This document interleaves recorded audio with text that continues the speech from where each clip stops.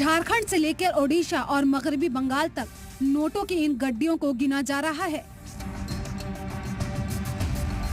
काली कमाई के करारे नोट्स की काउंटिंग में इनकम टैक्स के अमले के साथ साथ 40 मशीनें लगी हुई हैं। पैसे इतने हैं कि गिनती कब तक जारी रहेगी कोई अंदाजा नहीं है।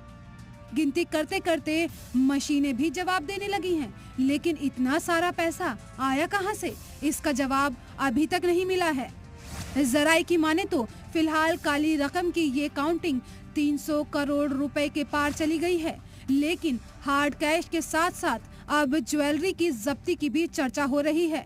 शनिचर को धीरज साहू के रांची में रेडियम रोड पर वाक़ घर से इनकम टैक्स की टीम 3 सूटकेस लेकर निकली थी। माना जा रहा है कि ये सारे सूटकेस ज्वेलरी से भरे पड़े हैं, जो अब इनकम टैक्स के कब्जे में हैं।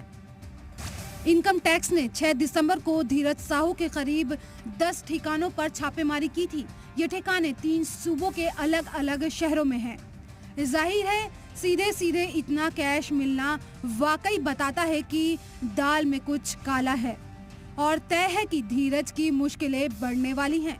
अब तो हाल ये है कि कांग्रेस ने अपने एमपी को अपने ही हाल पर छोड़ दिया है।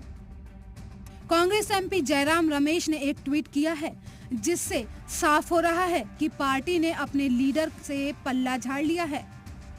कांग्रेस पार्टी का अगर कोई एक एमपी इस तरीके के क्राइम में इन्वॉल्व है तो इसका जवाब वो ही देंगे, वो पैसा कहाँ से आया। ये कांग्रेस पार्टी के ऊपर कोई हमला नहीं किया जा सकता। ये इंडिविजुअल एमपी का मामला है और कानून अपना काम करना चाहिए अगर ऐसा है तो।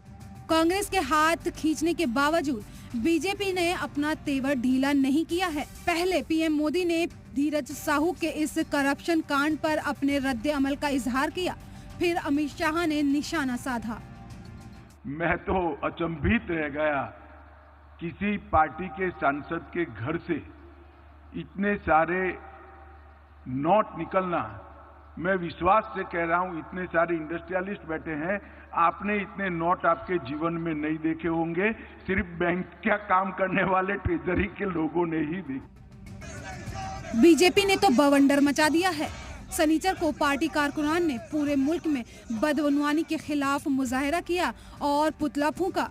2 मरकजी वुज़रा ने कांग्रेस की चुप्पी पर तंज किया और बदउनवानी की तारीख याद दिलाई। अब तक कांग्रेस पार्टी ने चुप्पी साध रखी है। ये भी सुनने में आया अखबारों से कि पैसा इतना पड़ा था लूट का कांग्रेस के इस नेता के घर में कि काउंटिंग की मशीनें तक टूट गईं।